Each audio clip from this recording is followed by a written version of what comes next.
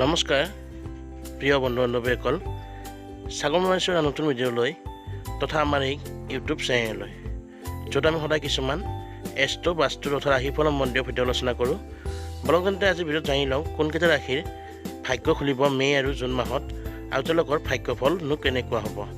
আৰু তাৰ লগতে অনুৰোধ জনাই থওঁ যে আমাৰ চেনেলটোৰ ভিডিঅ'বিলাক যদি ভাল লাগে তেনেহ'লে লাইক কমেণ্ট শ্বেয়াৰটো কৰিবই, লগতে এনেধৰণৰ ভিডিঅ' সদায় পাই থাকিবলৈ চেনেলটো ছাবস্ক্ৰাইব কৰি থ'ব। আহক এতিয়া আমি মূল ভিডিঅ'লৈ আগবাঢ়ি যাওঁ।